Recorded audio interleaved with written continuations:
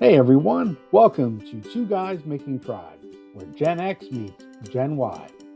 Enjoy the show. Or else. Yeah, I try to avoid large or confined spaces Yeah. just based on all the active shooter type of Hmm. situation and stuff. And, obviously we look at things, we have young children, Yes. okay? So we have a different mindset than some 25 or 30-year-old guy with no kids, Yeah. you Young, know? dumb, and full of cum. Yeah. you know. And, everyone, this is not to begrudge in anyone, but it's like everyone can infect change in their own way, Yeah. okay? You and I, it seems like we try to affect our change locally within our community, starting with our families and our friends, okay, to prepare for emergencies and not have to rely on assistance from other folks. Other people want to go and protest, which I think if you want to go and hold your Yeah. sign There's and that's your chant, legal right. do Yeah. it. Yeah. But don't go and try to block the street. And start burning down buildings and flipping Right. cop cars. That is stuff that I don't condone. So you should have the right to protest and speak your mind, have your First Amendment, but don't put yourself in situations where you're putting yourself and other people in danger, and that becomes challenging. But And unfortunately, where we are now in society, with the I was going to say administration, the regime that we're under now, you could be peacefully protesting. Not doing what Antifa or BLM did, were burning and destroying stuff, peacefully protesting, and that razor wire can come out, yep, and they will, you know, end you. So, yeah, that's why I'm like, if you want to do that, kudos. But I've reached a point where I've seen enough to where, no, you know, I'm not going to be a martyr being caught in a fishbowl like that. hmm If I'm going to be a martyr, it's going to be because I'm actually fighting for something, right, not being strung up in razor wire for no reason just because I'm holding a sign. right. You know. And when you want to affect change, most change in society comes from the young and the youth. Okay. Now, whether you like it or not, the youth of today have a way different mindset than we have. Yeah. Okay. Um, but that is always the case. I mean, we're the old, they're the new. Every generation, I'm not it's just, old. it's the same formula, just Yeah. some different ingredients Yeah. you're putting in there. So we have to respect that that's where change comes from, and it has been like this for generations. So whether it was the 60s, 70s, 80s, and today, um, but you know, when we're older, we like security and safety, Yes. and that's where the more conservative comes from.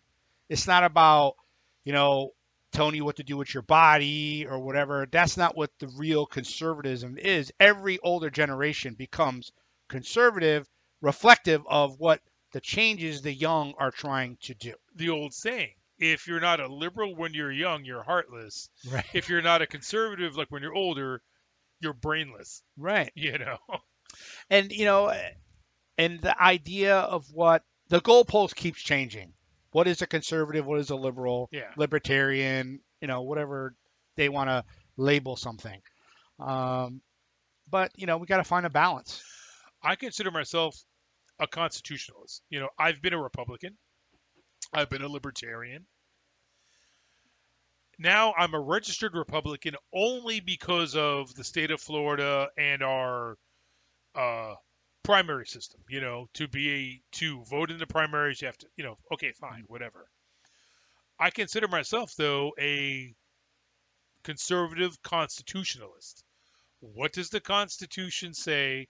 What does it mean? What did the founders intend? That's what it is. Period. End of story. Yep.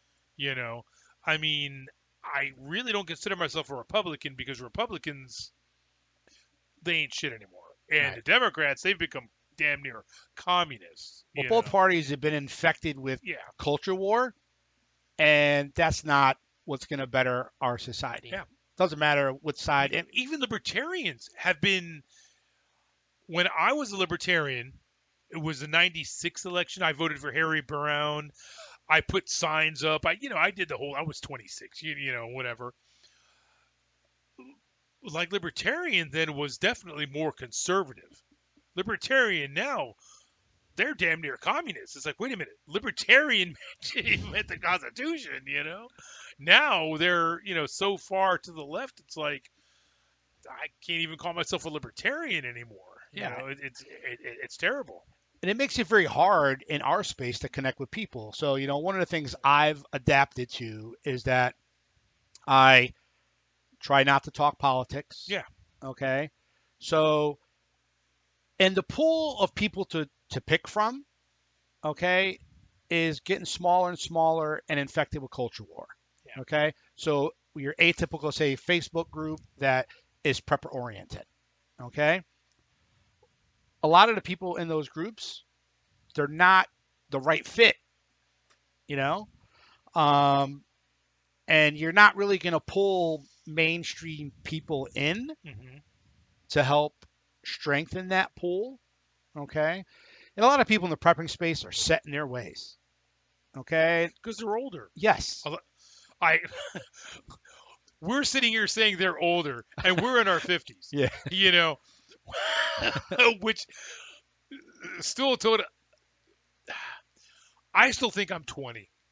Just the way we're young at heart. It's because we have young kids. Yeah, exactly. Yeah. We both had them later in life, so it changes our mindset than some of the begrudgingly old guys that are just a little bit older than us. My son is 13. My wife will sit there and be like, I don't know who's the hell kid here between the two of you, because he and I were same humor, same potty mouth, and it's like I'm living vicariously through him. I can't wait till he starts getting his first girlfriends so I can, like totally be that dirty old man. Yeah. Well, we can sit there and shun the young or embrace them in our own way. In our own way that we can. Right. So one of the ways I've evolved is instead of looking for someone from a prepping group, right. I sit there and go, okay, well, what are the pillars? What are the things that I like to do about prepping? Well, hiking's one. Yeah. So I joined a whole bunch of hiking groups, camping groups, and stuff like that. And months back, when it was still cooler, I sat there and said, hey, I'm looking to host a hike up at this trailhead up in Brooksville. A couple people, chimed in. Some people I knew, some people I didn't know. And I probably had like 6 or 7 people there. One was like a younger prepper guy. Right. Okay. Into the tactical and stuff like that. One was an older guy that I already networked with. And then everyone else was a bunch of couples of like millennials, late 20s, early 30s, very smart, nice. Okay. They weren't talking about culture war and all of that stuff. We were nerding, geeking out, and one was like an architect, and someone's like a research scientist and stuff like that. And we just talked about those things. Okay. So I can adapt to, their interests to me, right. And we hiked, and I chatted with everybody in the group. So I applied a lot of what I did with the prepper pool of people and applied it to hiking. Okay. So why do that? They're not of the same mindset. This may or may not be true. I don't know them. Okay. But I could feel that they are of good character. Correct. Okay. And they're smart and they're young. Okay. And if you're young, you're generally adaptable. You're not set in your ways. So you tell me who's more valuable as someone to connect with. Okay. Some 60-year-old guy. Set in his ways. Won't change. Right. Hates the government, hates this or that, and wants to, no, I'm going to take those young people. That are. I hope you enjoyed this episode. Now, please remember to like and subscribe and share with your friends. We will see you next time.